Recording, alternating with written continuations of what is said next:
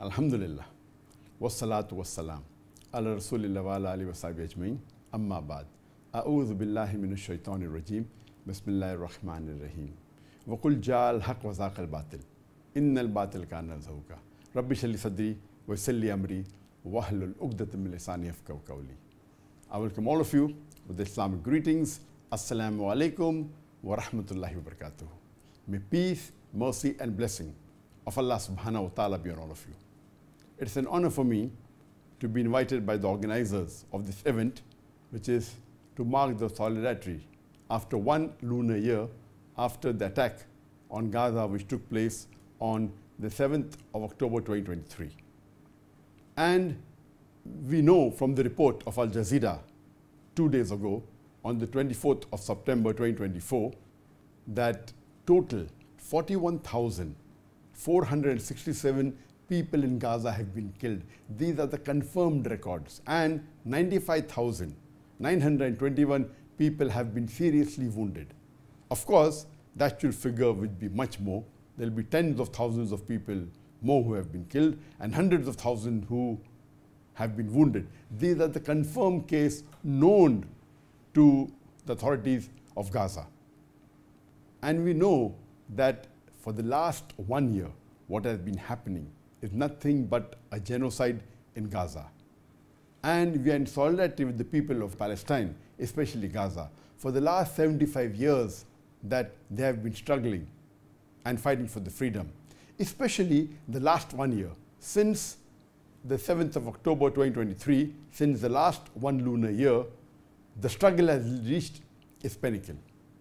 And we pray to Allah subhanahu wa ta'ala that may the people who have been martyred, may Allah subhanahu wa ta'ala grant them Jannat al-Firdaus al-Ala. And may the people who have suffered, who have been wounded, and we know that more than 80% of the people of Gaza have been displaced. We pray to Allah subhanahu wa ta'ala to give them istiqamah, to give them sabr, to give them steadfastness, to give them patience and solace. What the people of Palestine, especially the people of Gaza, are doing is they are doing Fardh Kifaya. They are protecting the third holiest site in Islam, that is Masjid Aqsa. If they would not have been there, we would have to do that job. So the full Muslim Ummah is thankful to the people of Palestine, especially the people of Gaza. And the atrocities that has happened in the last 1 year particularly, it is unbelievable. And this is the first time that there is a genocide which is being telecast live. There have been many genocides before, which we come to know, we get evidence sometimes after years, sometimes after months, sometimes after weeks. This is the first time in the history of humankind that a genocide, what was happening in Gaza for the last 1 lunar year, has been telecast live on the social media. And we know that the atrocities that have been done on the people of Gaza, what Israel has done, they have broken almost all the rules of international laws. They are selectively targeting innocent civilians. They are bombarding hospitals. They are stopping the relief material that is reaching to Gaza, whether it be medicine, whether it be water, whether it be electricity. And according to reports, the people that have been killed, more than 2/3 were women and children.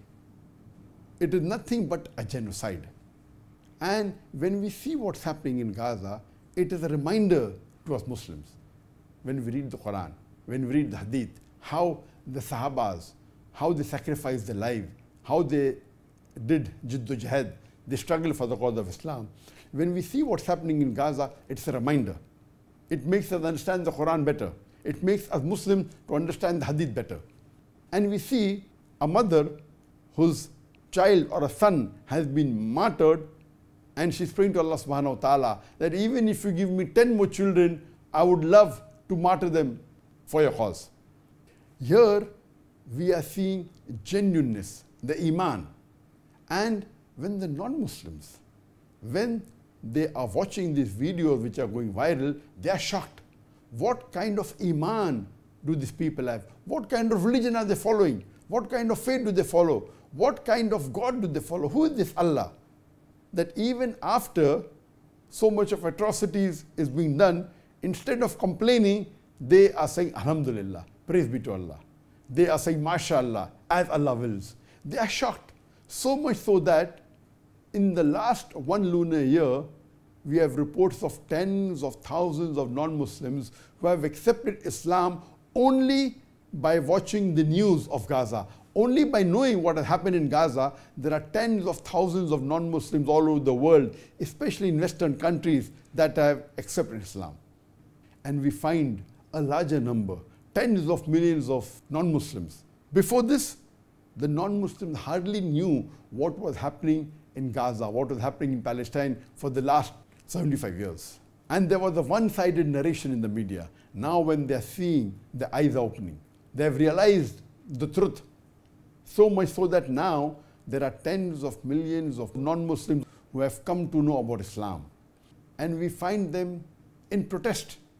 Large number of non-Muslims are protesting all over the world, not only in Muslim countries, in non-Muslim countries, against the atrocities, what is happening in Gaza. So Allah subhanahu wa ta'ala, as Allah says in the Quran, in Surah Imran, chapter number 3, verse number 54, Makaru makarallah wallahu khairul makirin. They planned and plotted, Allah to plan. Allah is the best of planner. Allah says, Yamkuru yamkarallah wallahu khairul makirin. They planned and plotted, Allah is the best of planner. Here we see that whatever atrocities they're doing now, it's open to the world. It is a double standard what they talk about human rights. It's nothing but a violation of the human rights. We are here when 1 lunar year has been completed. We are here in solidarity for the people of Gaza. Allah subhanahu wa ta'ala is with you. We request you to continue your struggle, and inshallah we pray to Allah subhanahu wa ta'ala so that He gives you the best in this world as well as in the akhirah. I'd given a speech on this topic of 15-point action plan or 13-point action plan for the Muslim Ummah for the Palestinian cause. And time will not permit me to repeat all the points, but it is a fard for every Muslim. The least we can do is pray for the people of Palestine, is to pray for the people of Gaza. And the best time to pray is in the last 1/3 of night, in tahajjud, in your sujood. Because Allah answers the prayer the best at that time. And we find Muslim Ummah in many countries.